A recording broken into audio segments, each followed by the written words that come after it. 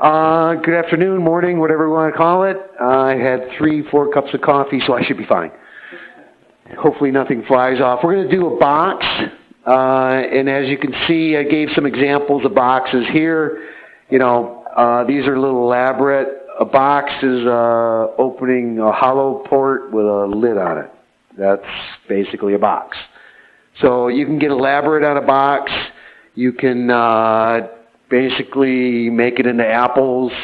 This is yellow box wood burl. I love this stuff. It's hard to find. The color is tremendous if you leave it out in the sun. Carved out some leaves, gave it a relief carving. Aniline dyed the leaves so they look green.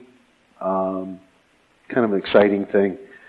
The reason I'm kind of doing the boxes right now is we're going to end up turning an egg box.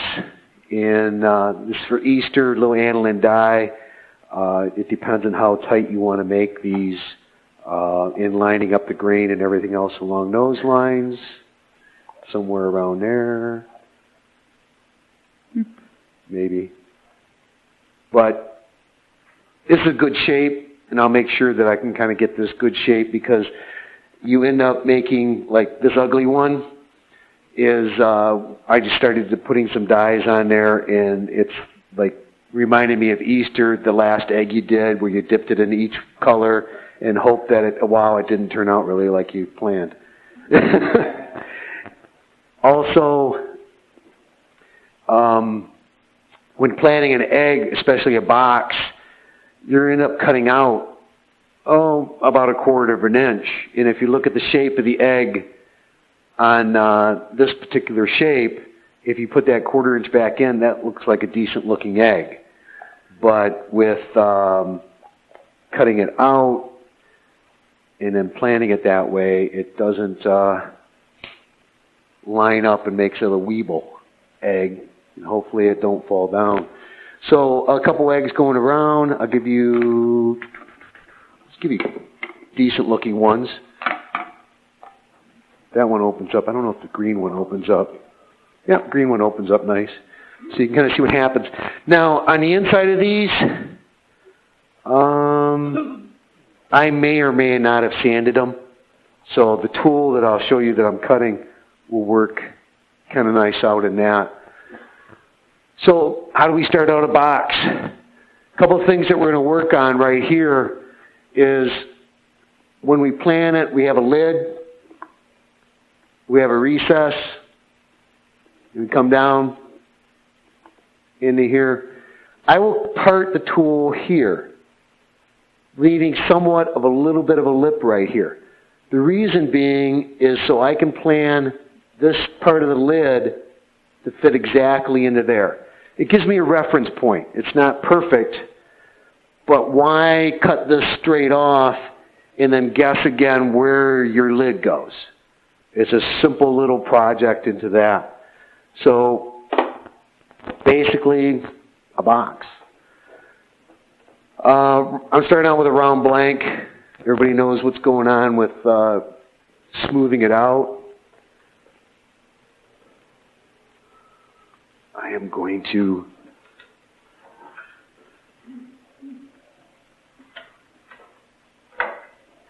flatten that out a little bit. Safety, if you notice I had a long sleeve shirt on, I took it off. Basically because you don't want any sleeves getting in here. Anything projecting from you, this tends to wrap it up and pull you into the lathe. Not a good thing.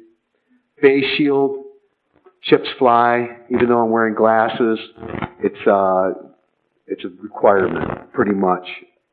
I usually wear a Trend air shield because of dust. We're not turning that much sanding or anything along those lines, and I'll show you a little power sanding later on, but it hits up to a dust system. Any questions?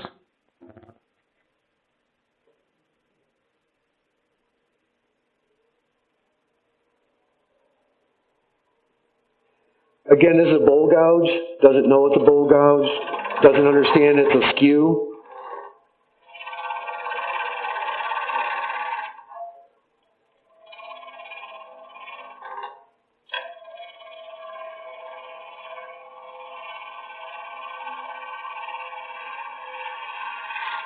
But I roll my bellows are way back. So I use more of these as a skew. And it's a very versatile tool, but it gives you a very, very clean cut versus trying to chew it all up or anything like that.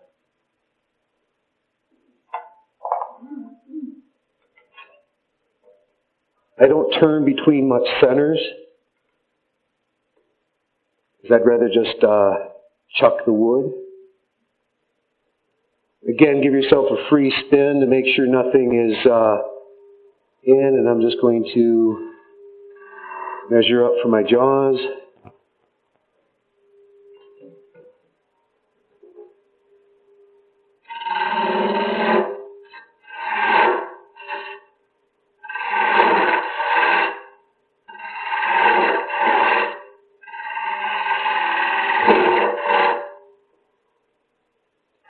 Always shut off the lathe before you move your jaws or your rest.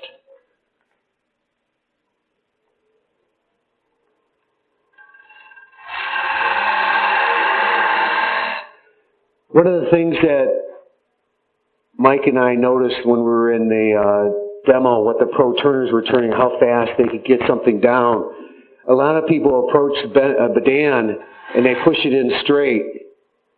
If you approach the Badan and here, raise the back handle, it cuts very quickly.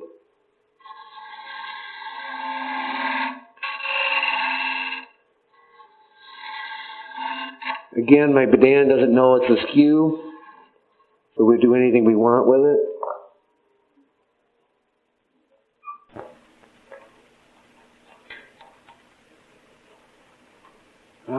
You know what I want to do? I'm going to do this. That would be good.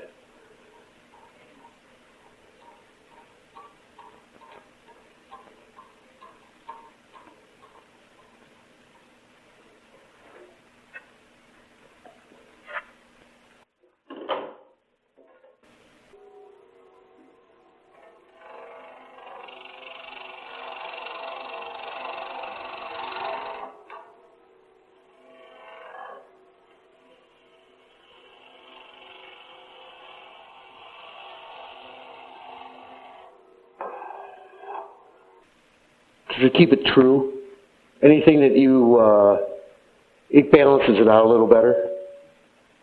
She'll rock. You know what we're going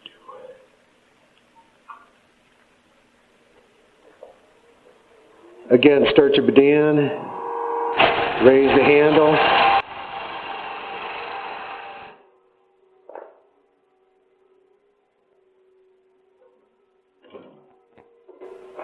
We're going to come across, let's say that's going to be our lid right here.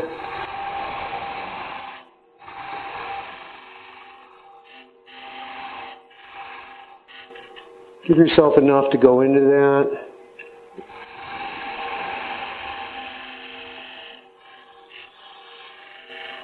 Make sure that's nice and parallel.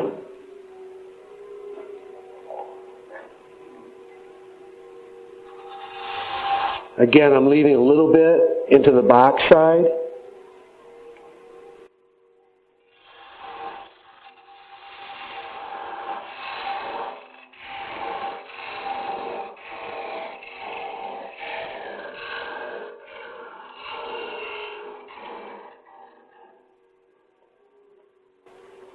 That'll be our lid.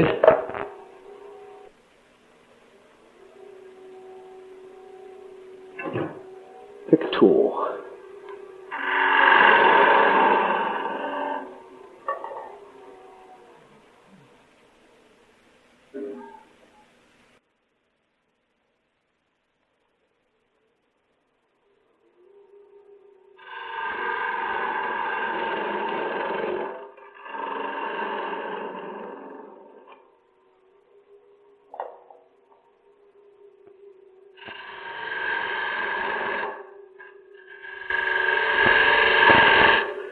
I'm approaching this rim here, so it gives me a little bit of an idea where I'm going to be.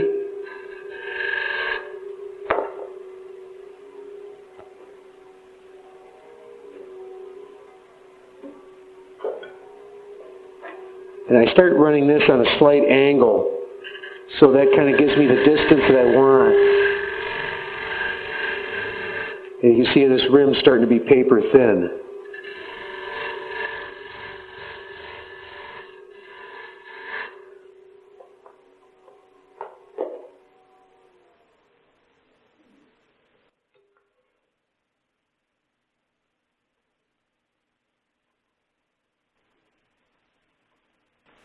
So we just need a little more off.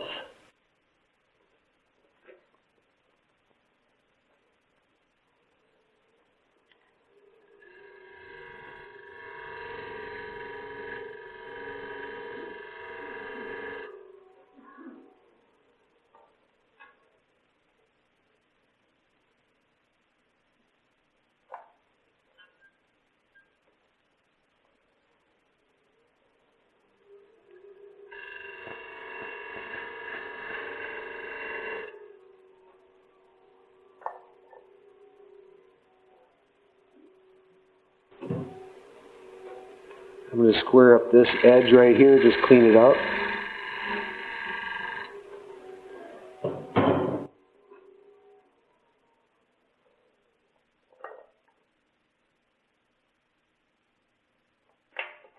So tight.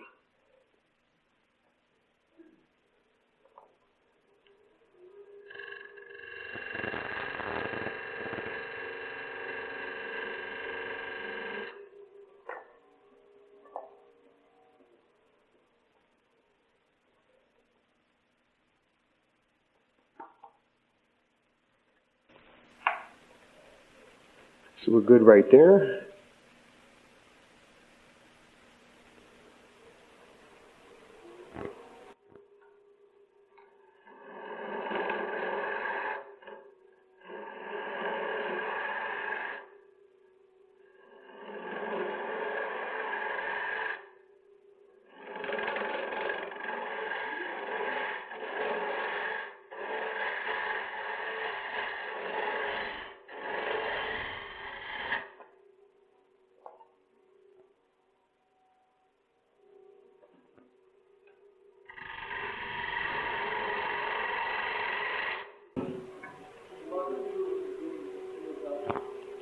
The spindle gouge I was routing out the back. You could use the work of the Dan. I'm going to make a square bottom on this. We'll see how this works because I've never used this. I sharpened it this morning. It's just a flathead scraper. So right now I'm just squaring off the bottom.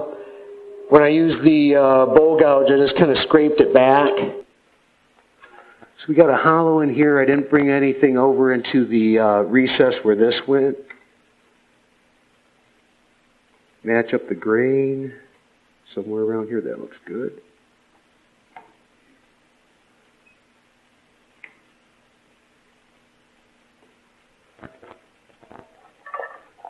Get rid of all that. The lid's a little looser than I like. If you have a concern about that, right now is a good time for just a piece of tissue paper on there. I'm just going to support the lid here. This is one of Cindy's Drose's ends. This one's a cone. She has basically a nice selection. I thought I had my drive pointer. I would have put a nice flat one in there. But a flat one basically fits in there, and you would have no marks on the lid itself. Give myself a little room here.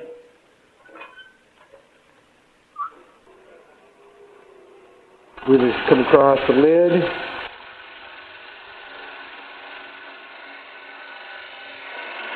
Clean cut it.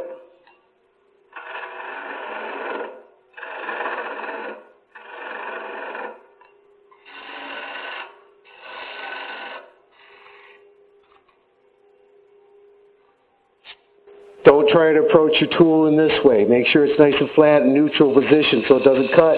Pick up the bead.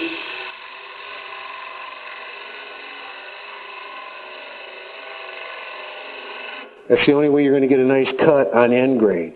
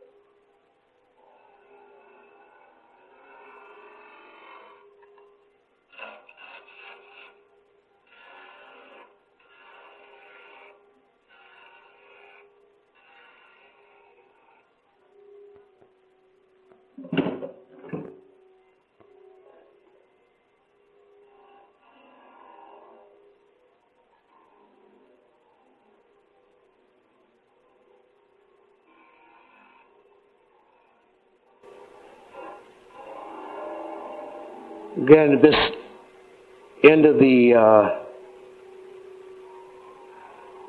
is basically flat, so it really doesn't matter.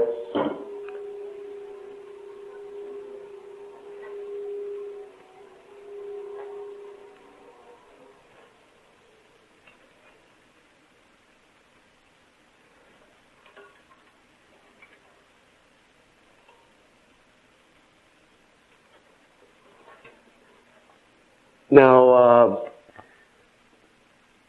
Pete Wade showed us power threading. Mike Nathel showed us how to use a computer to hollow form. I believe in power sanding.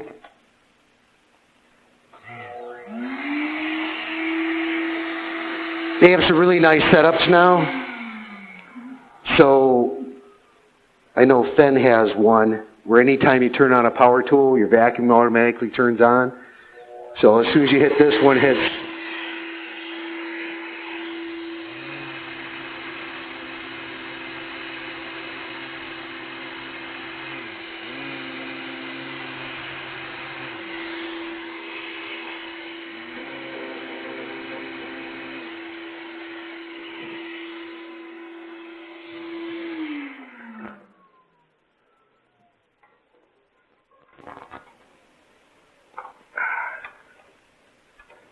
I'm not going to sand the ins. Oh, you know what I forgot to do? I forgot to turn the inside. Oh.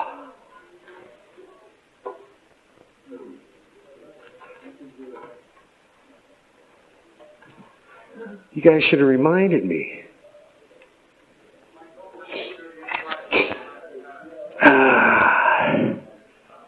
Think this will fly off?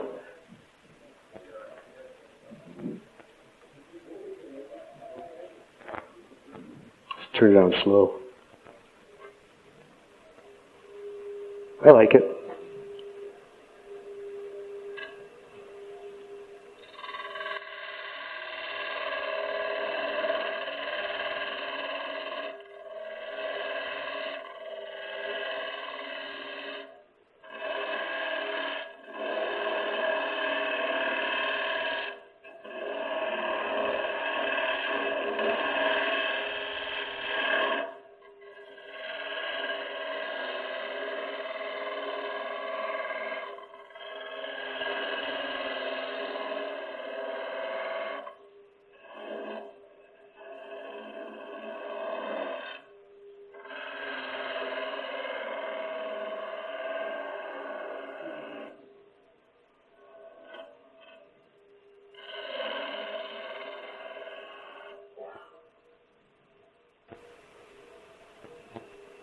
I wanted to clean up that edge too. Is that cheating?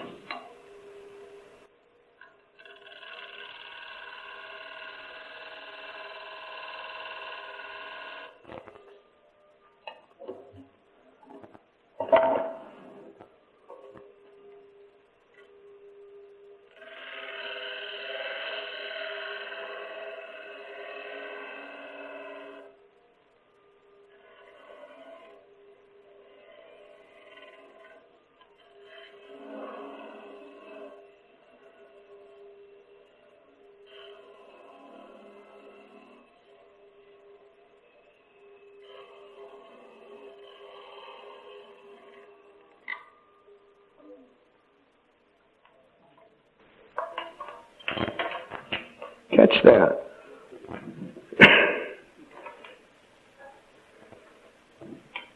Shame on me for not doing that beforehand.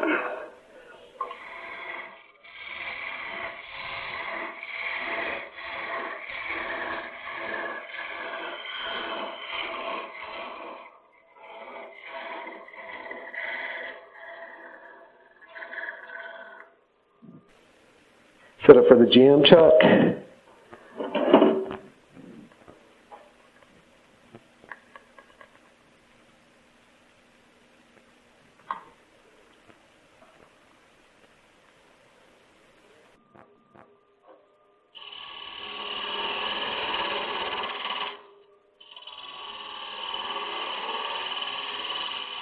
Again, I'm running it on an angle, so it pretty much allows us to find out where the diameter is.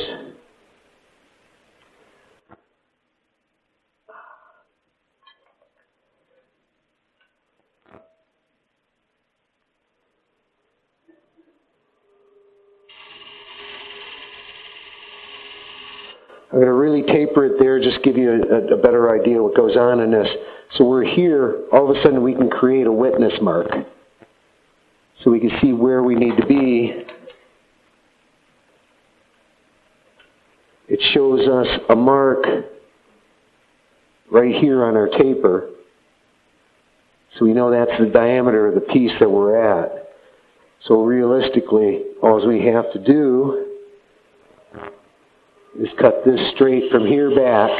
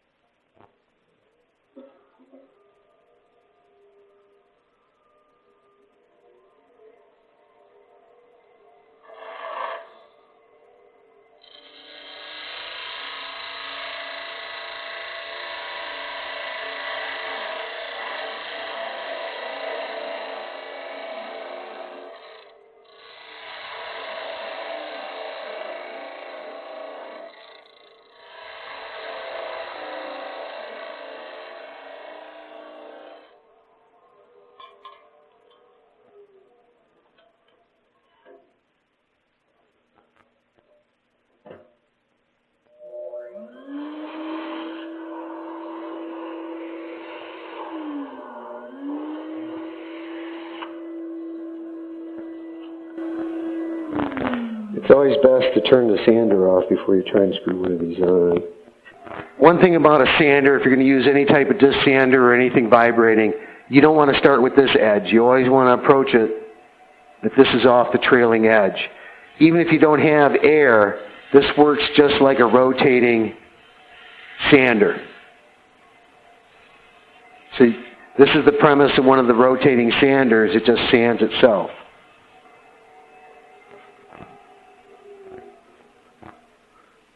Except this creates a lot less dust. So we have this little nib right there.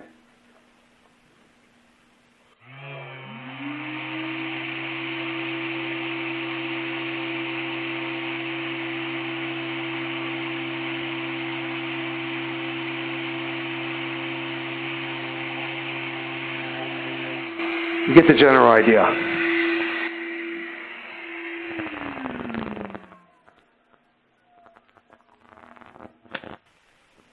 Box, thank you all for coming. I just wanted to make sure that you understand the basic of what box is. Everything else is design. If you build a dresser, a cabinet, a dresser is a box.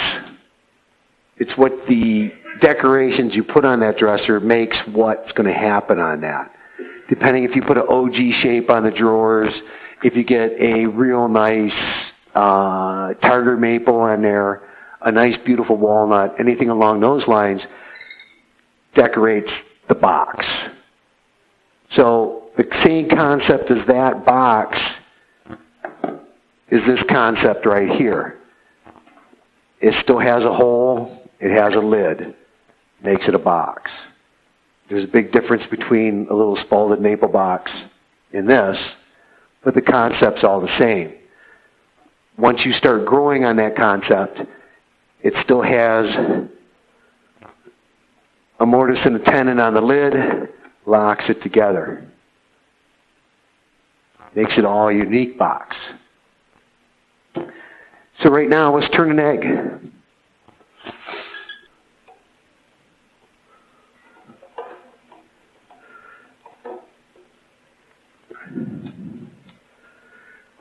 Again, I don't like, spindle turning works really nice. Put the centers on, go.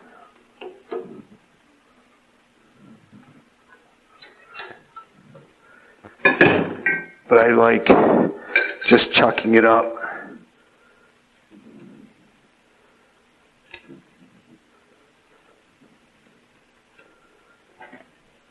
Any questions on that other box? Ready for eggs.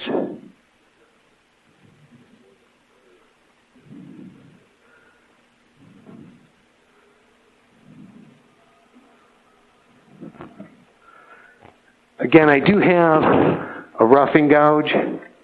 I just never seen a need for it.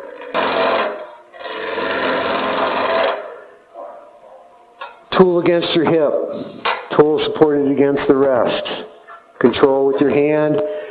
I'm rotating the cutter up into it. Always starting in neutral, so it's not really, it's making the plunge cut, it's not cutting, opening it up, letting it flare out.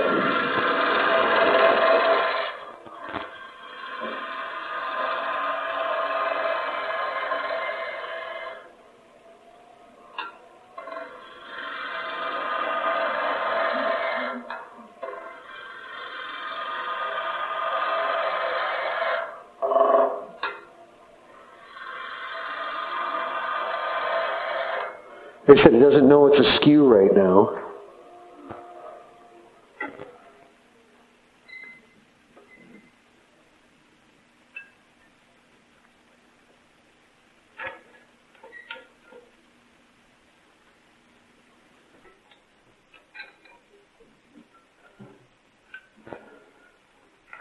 Marking for my tenon.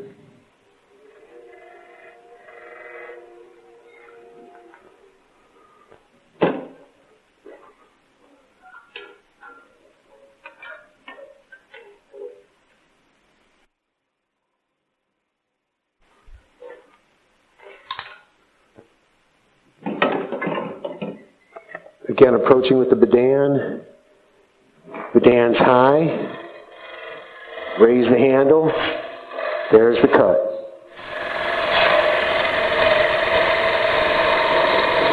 I got a dovetail jaw, so I ended up putting a dovetail on the tenon itself.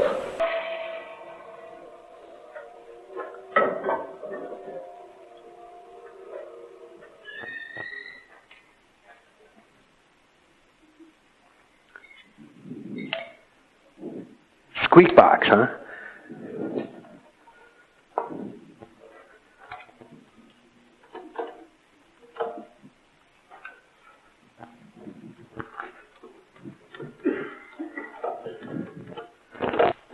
I learned this trick from George. If you don't like changing jaws, just buy more chucks.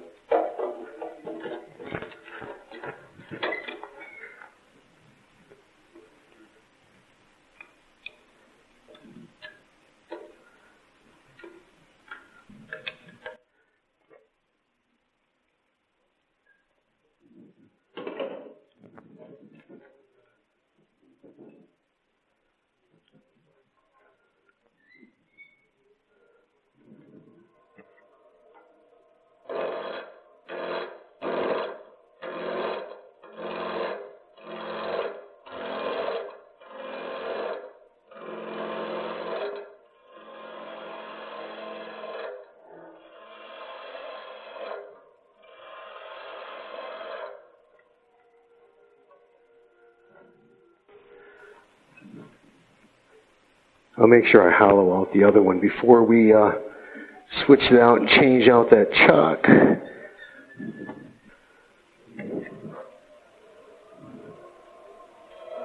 Again, raise the handle.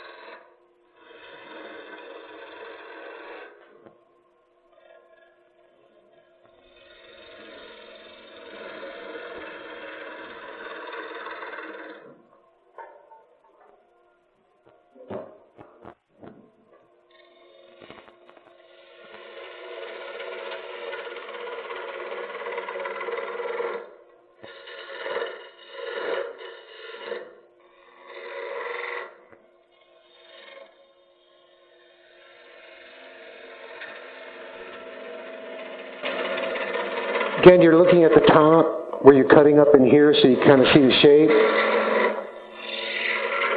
And I'm working on the bottom of the egg right now.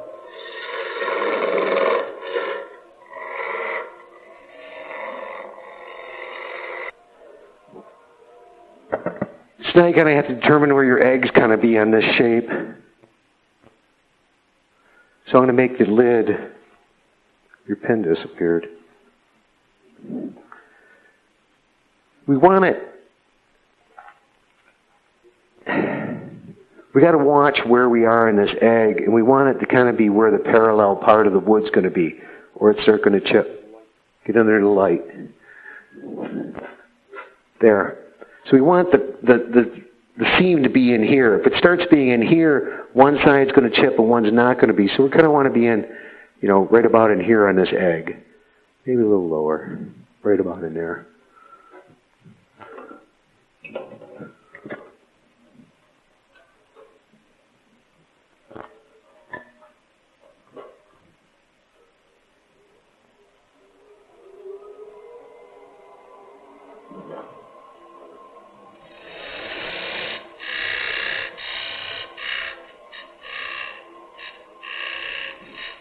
I'm going to be doing some shaping afterwards, so I got to make sure I have enough body from here to the tendon.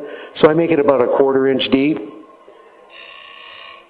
If I want the grain to match, I got to give it very little bit of a distance there.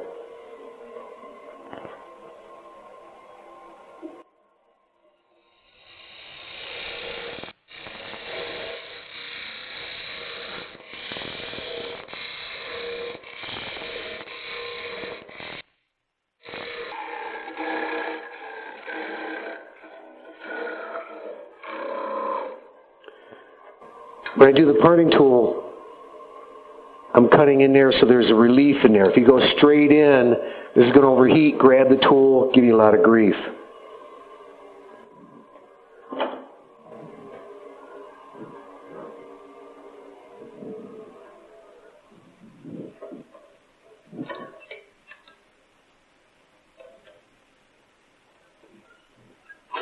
So at this point in time, I have a little bit of nib right there. So I'm just going to recess this enough that I clear this enough so I just get this in so in case there's any problems.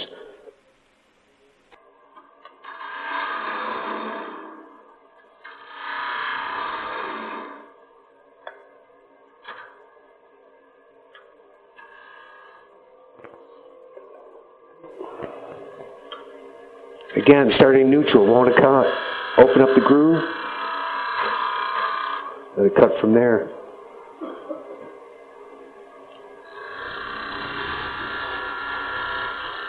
Walk up to your opening.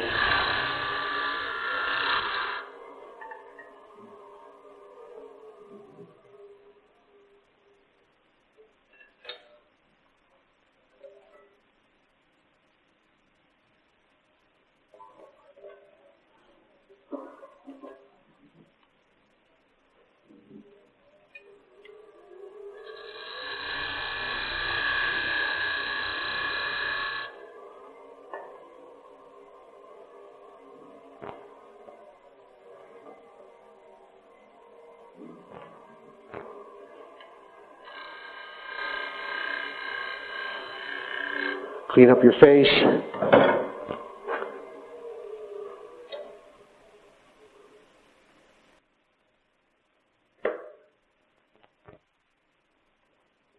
Just there.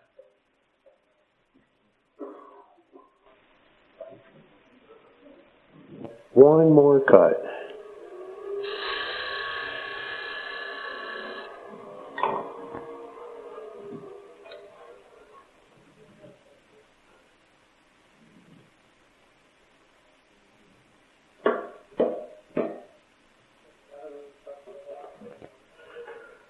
I got to square up this shoulder on this side, but no, the center isn't touching right now. So we are right there.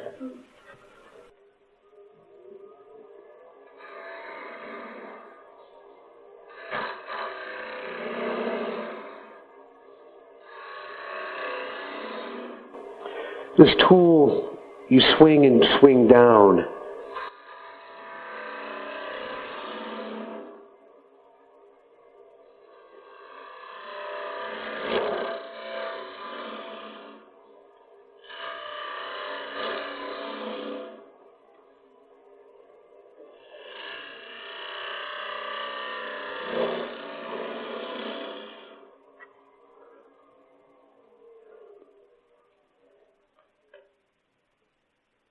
So as this sweeps in, it sweeps up, and it comes back down to center.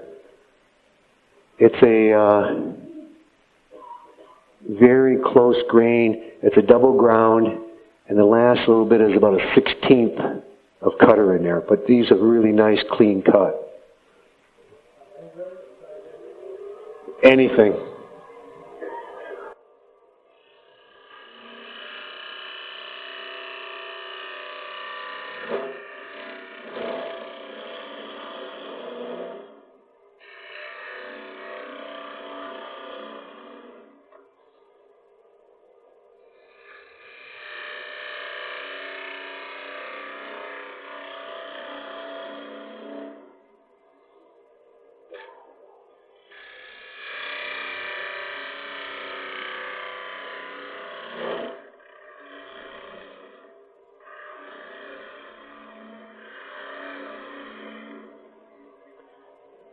So we're going to do a clean cut right now. We're just going to slow down the cut.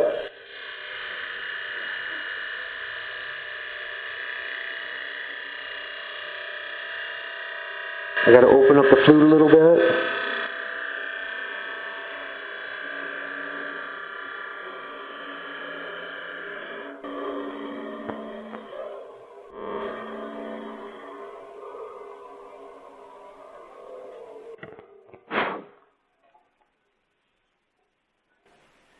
I got a little bump in the center.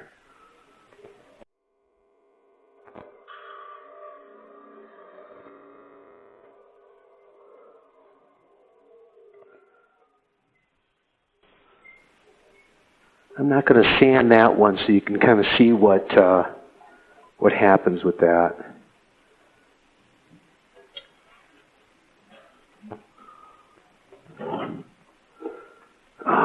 Let's see here now. We're going to match this up. I'll take that. I'm going to rough the outside shape so I know where to hollow. It is a bowl gouge modified, if you want to look at the grind.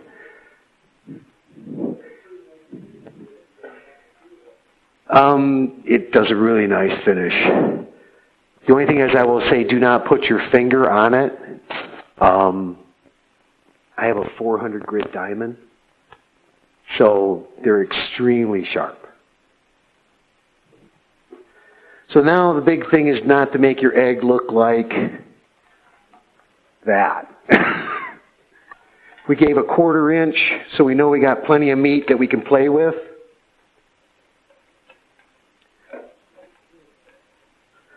One of the things you want to be careful too with is when you're doing your box lid, a lot of people like to put an emphasis on an angle on that.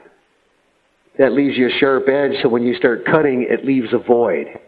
So you want to basically always leave a square shoulder as much as possible.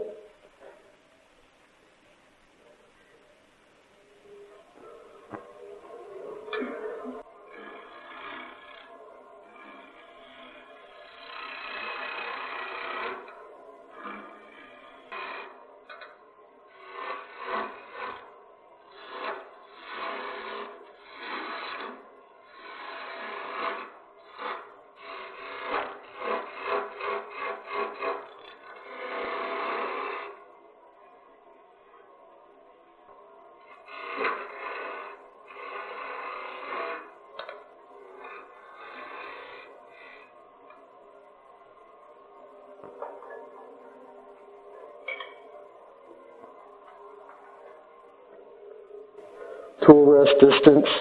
Always keep your tool rest about a 1/4 inch away so your tool doesn't start chattering on you. And we're working downhill on the grain.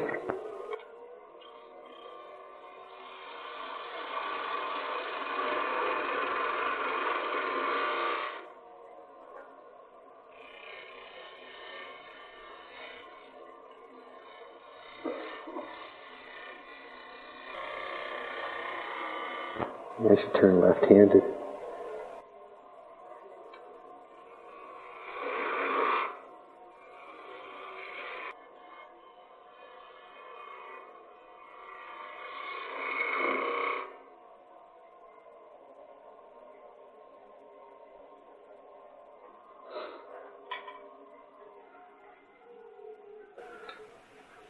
Now if you can see right here how nasty my chatter is and stuff like that. It's real nice over here. I'm terrible left-handed, I guess. Again, I could play with that, make it look really good.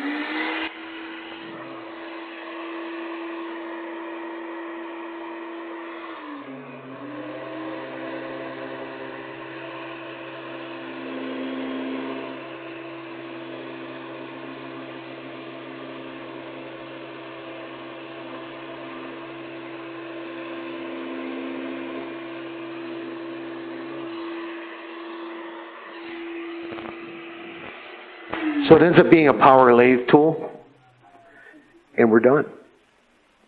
I could have played for half an hour, because I'm not George. So here we are, we have our egg shape in here, not bad. This edge just could be a little chattered out right in there. So at this point in time, I'm going to hollow out this point. Big thing on this, number 1 and 4, we're going to mark where these go in the jaws, just so we know where they went. If you start moving it, all of a sudden there is some error involved.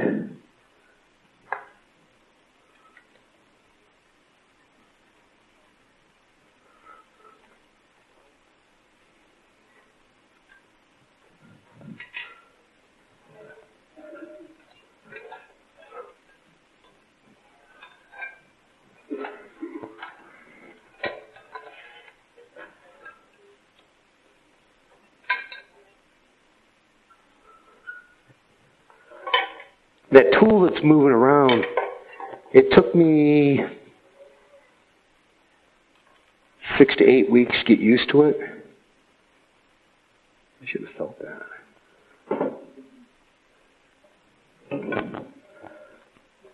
It's not, I would not say it's an easy term to learn, but it is definitely well worth it.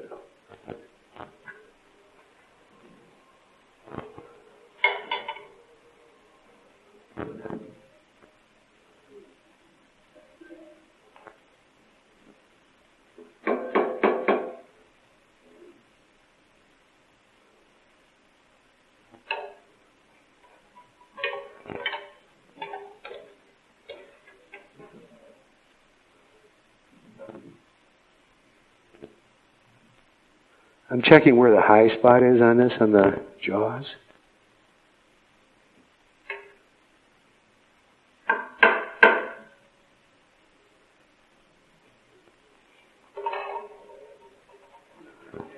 Just a little off.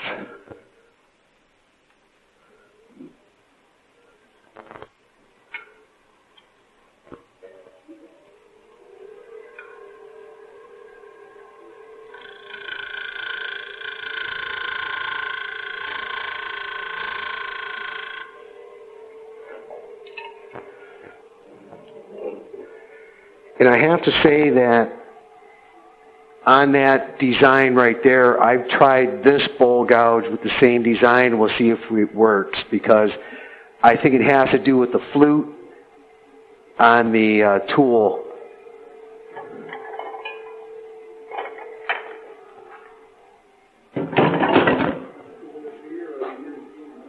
I think it needs to be a U versus a V. This one's more of a V.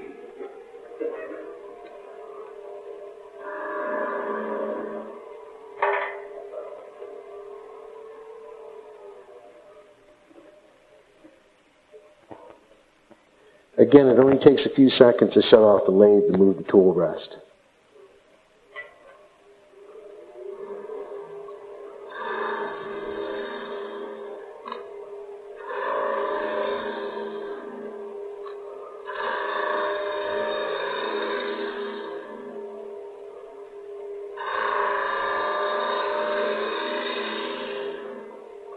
Maybe I got this sharpened right, finally.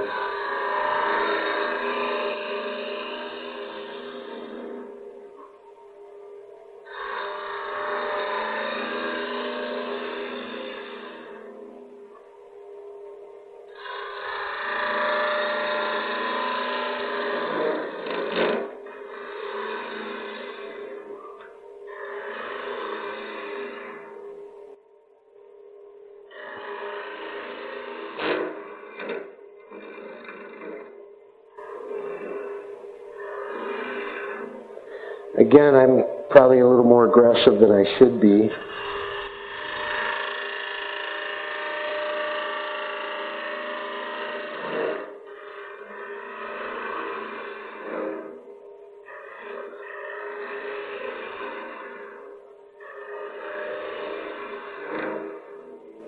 And if you notice, you really got to swing the tool, because there's only a little bit of the bevel following it.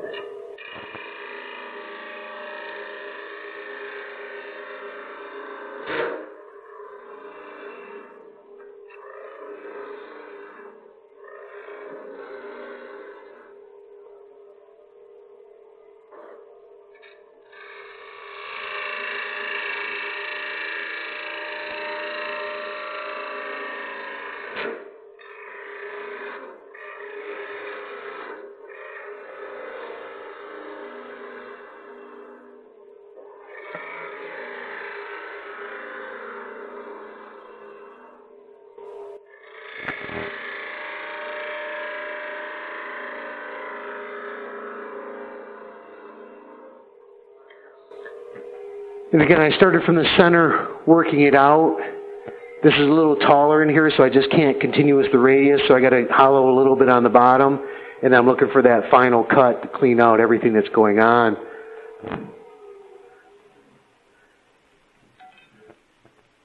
You can always check your depth.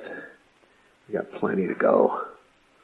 Check your thickness. A little deeper than I thought. Again, start your cut at neutral.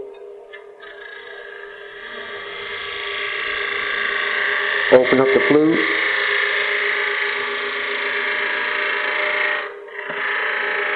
Drop your handle. Pull it back to center.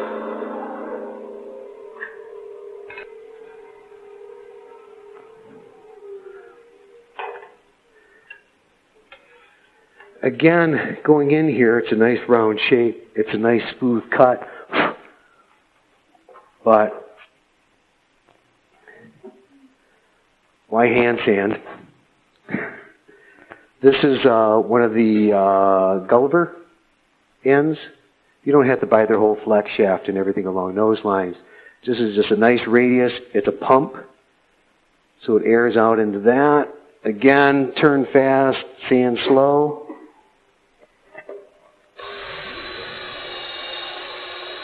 And it rolls really nice into the shape of the that you're looking for.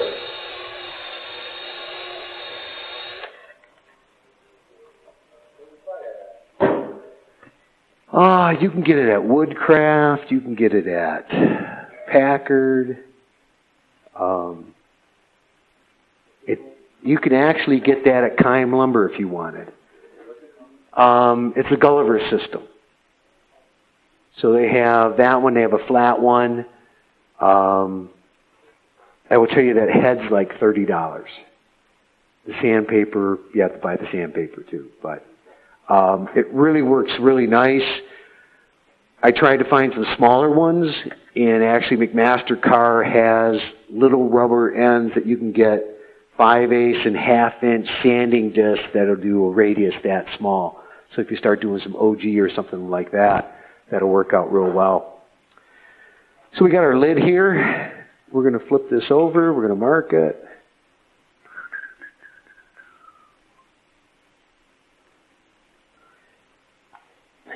I'm not going back to it, but I figured why not mark it.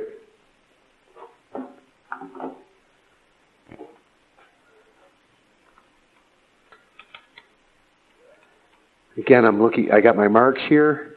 I'm close to my jaws. I'm going to wiggle it a little bit so it sets into that and tighten it back up.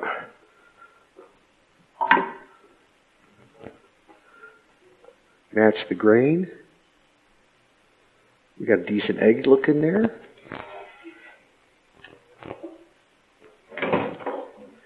Is it critical to have everything a 1/4 inch thick? It's an egg. You know, spend the time that you want on it and enjoy it. What works really nice too is a little off on the grain.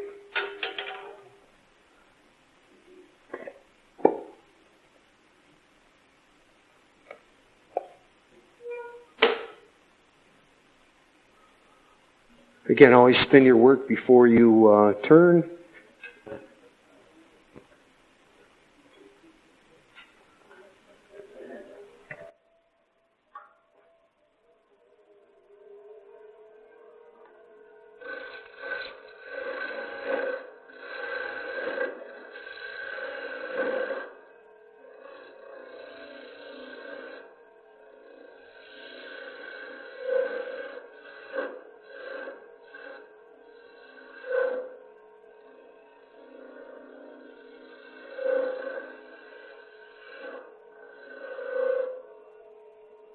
What do you think?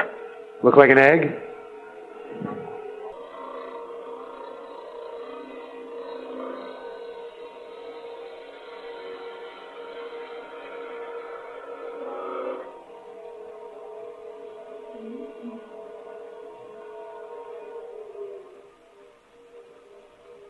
We're slightly out of round.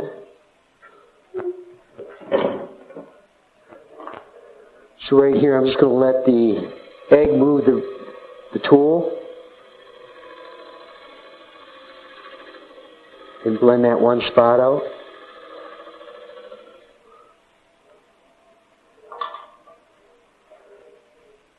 Then I'm going to use my power lathe tool.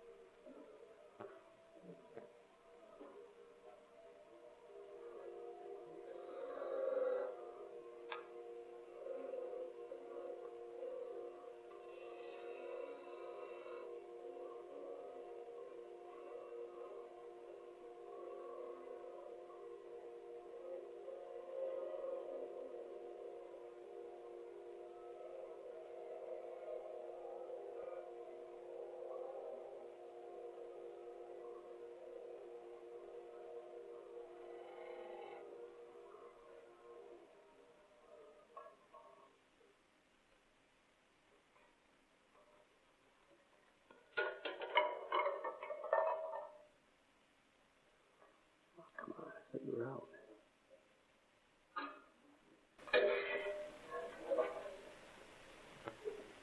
There's the advantage of having tight lids.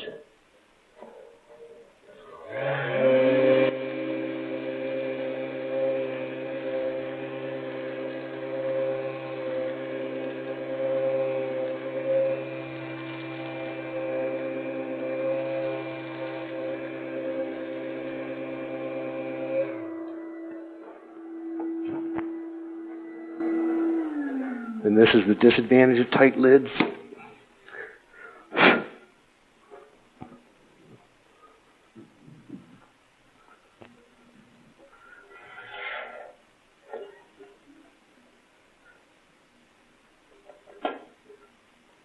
I didn't like the cut on this inside.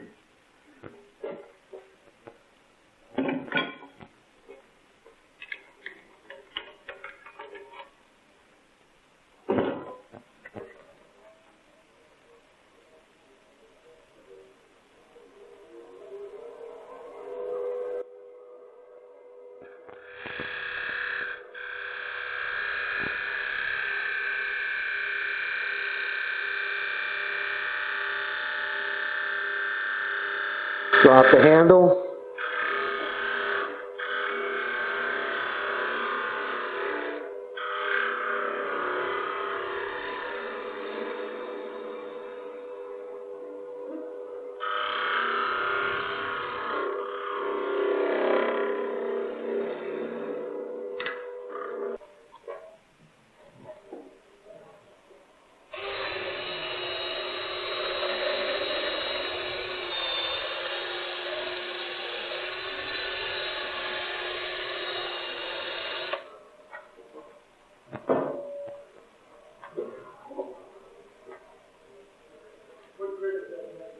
Right now that is at 220, I think it is.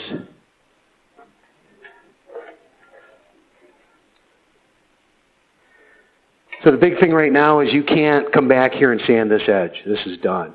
So the only thing we can play with is the bottom section.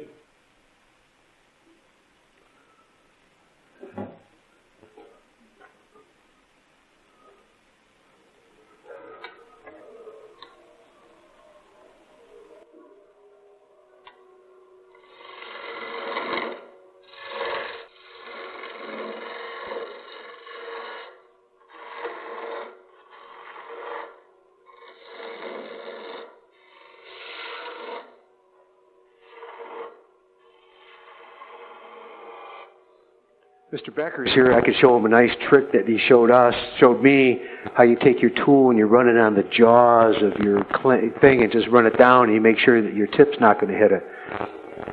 It's interesting.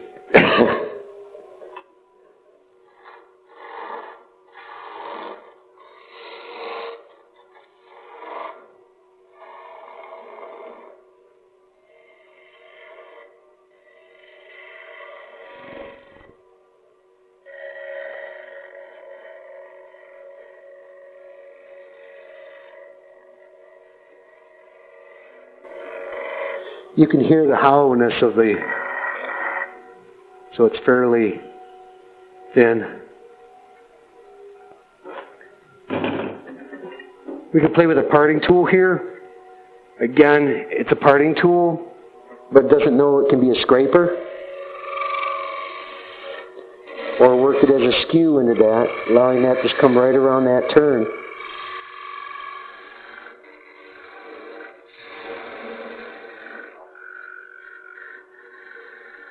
We got to give it a little extra here because we don't want to leave a dimple.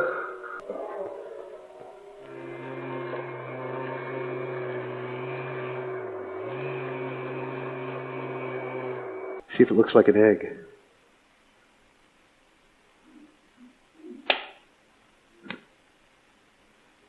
I like that. It's not bad. So I just make sure I sand everything as much as possible beforehand and then finish it afterwards. The finish on these right here are just aniline dye in depth and then a be-all system. Okay, so we'll cut a tendon.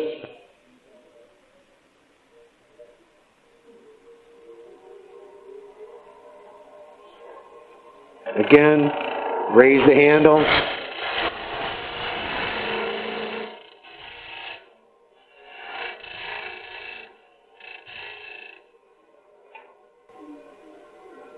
Since this is all going to be end grain.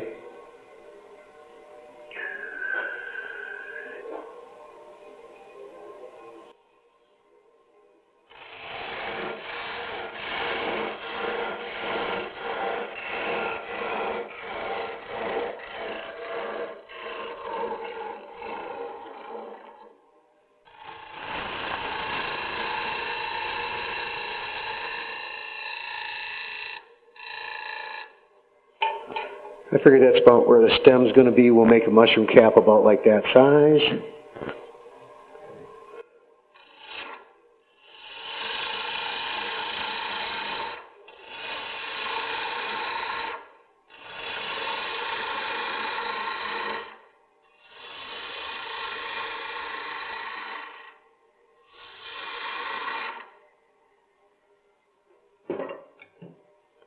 I like bigger skews.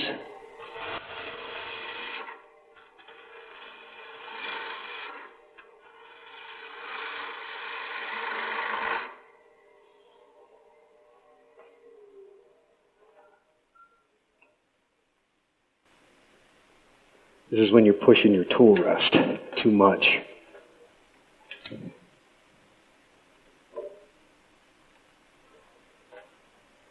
Again, spin your tool, your wood.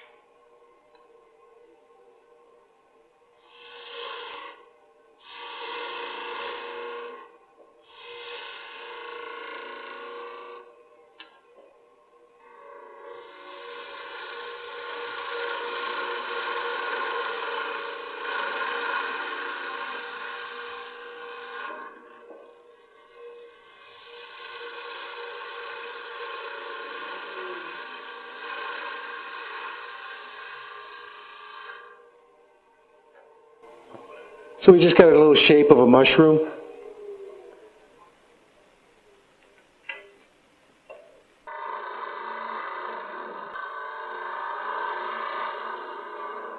On this one I'm going to put just a little bit of a chamfer right here.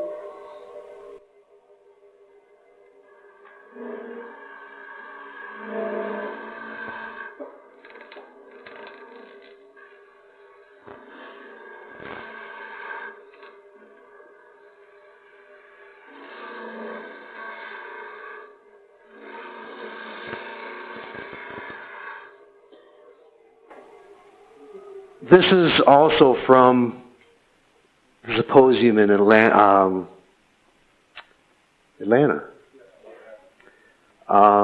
The person that was doing the hut boxes, he's literally pushing this in straight in and then forcing the tool on the back edge of the hole and cleaning it out. So I tried it before. This is the second time I've ever done it. So just to let you know, it's worth going and seeing wood turners.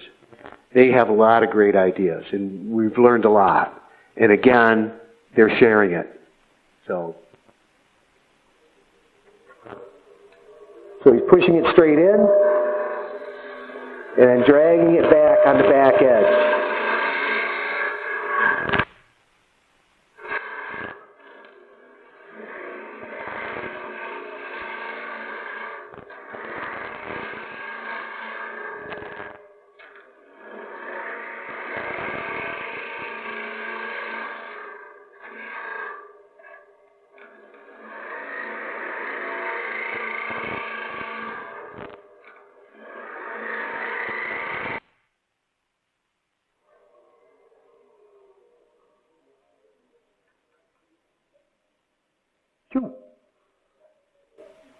And we are quite a ways in there. We're right here. I'm already at the bottom.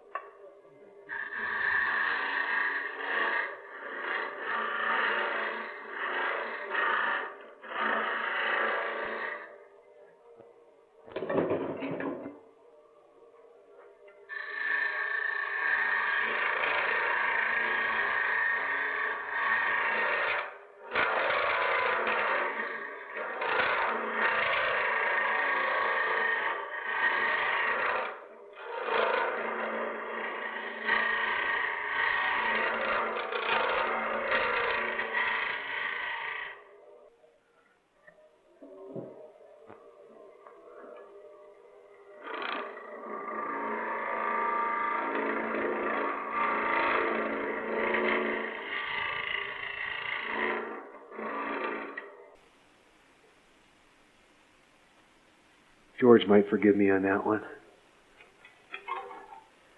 So we got a little bit of burr right there. But I'm going to just clean up that corner. This is just a little soft. So just give it a little cut right there. Again, that bandana doesn't know it was a skew right there. That's not bad. I like it.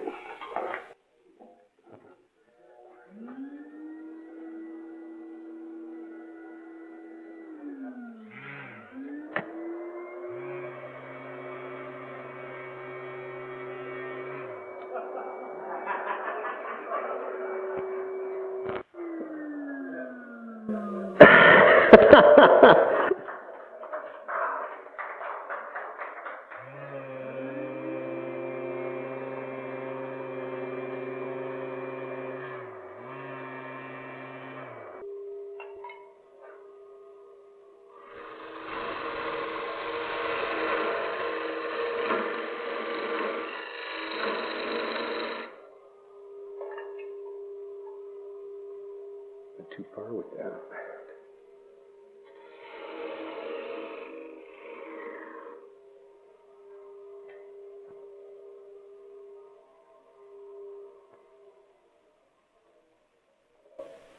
I didn't think I was that good.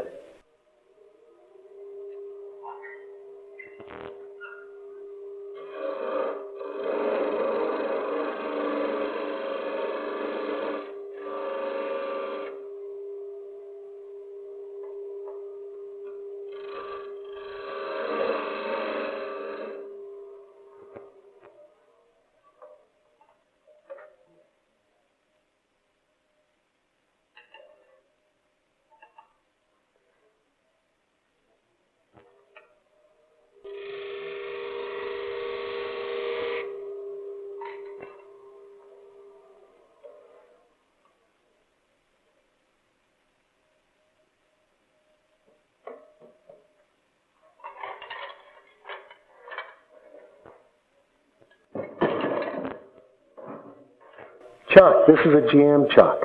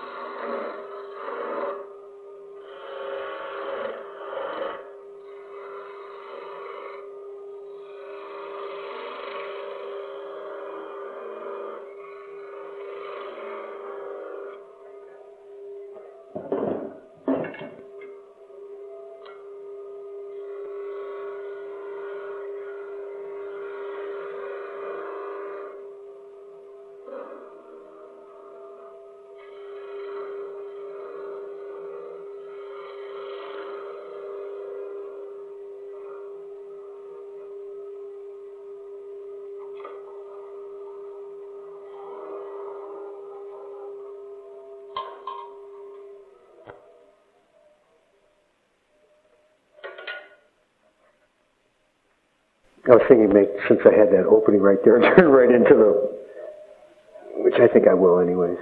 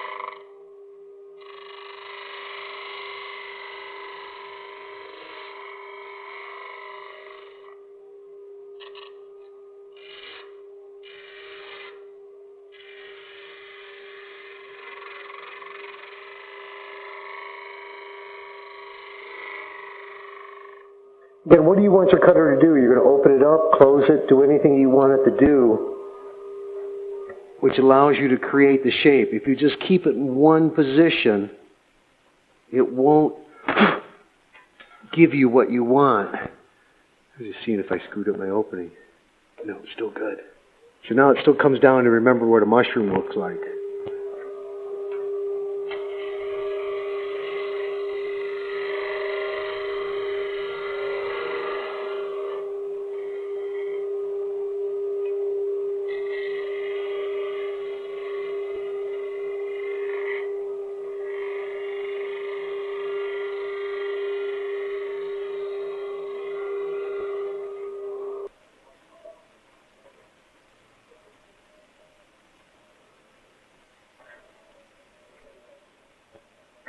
I was considering just turning the whole top inside that chuck, but I figured no need to get crazy. So I'm going to cut it at a slight angle right on in.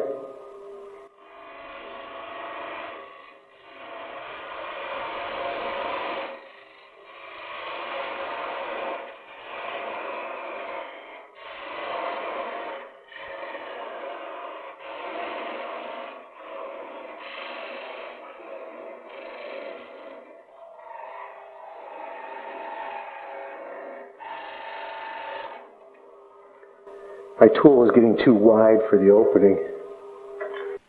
What's that for? I was going to make a lid out of it, but I decided that would be just, we're done.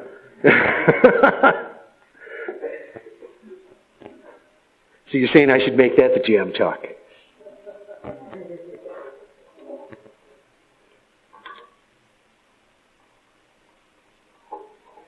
See how far I got to crank this in?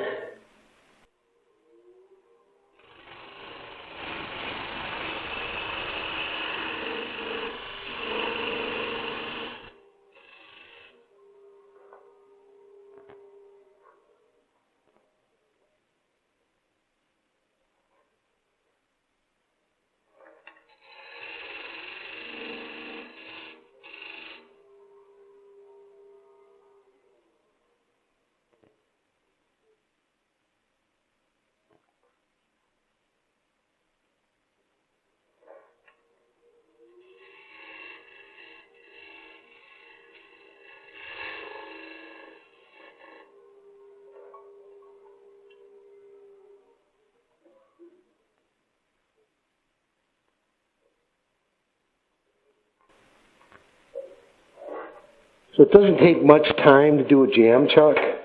Everybody has wood laying around, or at least it was a cutoff from what you just turned.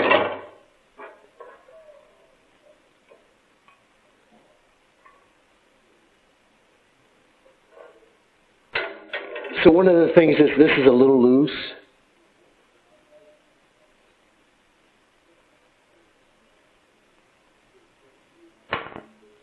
All of a sudden that makes it a lot nicer.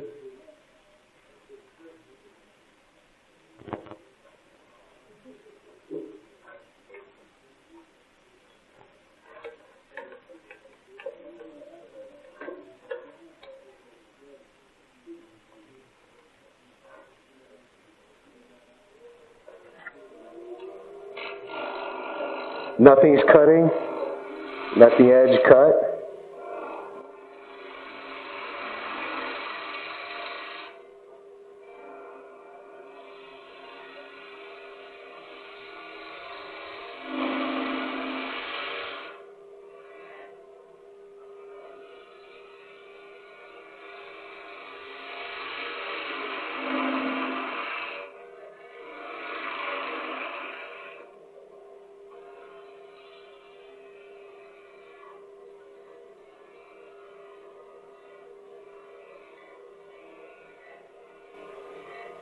Come on.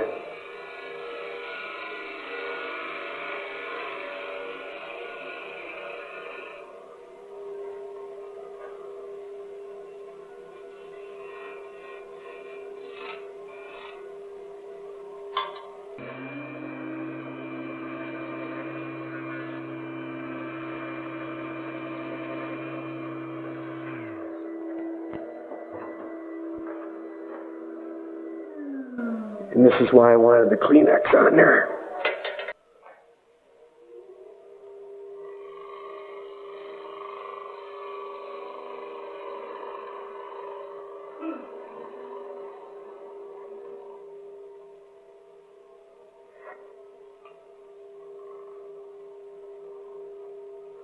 Get a little chatter in there.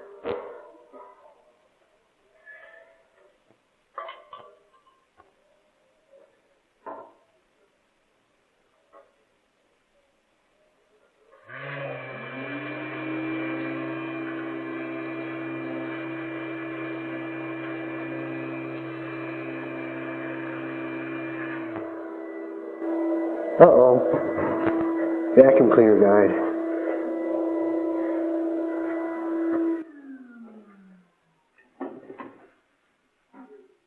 Skew.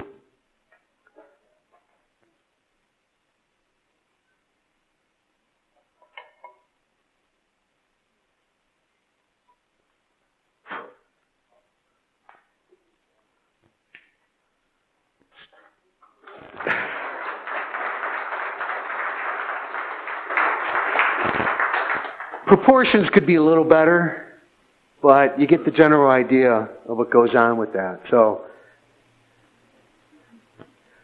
any questions on boxes?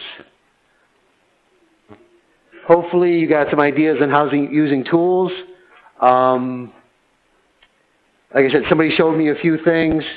Again, my grind's a little different than most. I really do them sweep back and using a bowl gouge as a skew. And basically, boxes are fun in any shape you want to make. But again, we use that for the Wayne Arts Center. There's always a box division. So I'll give you a few ideas. So I hope you enjoyed yourself. Thanks for coming.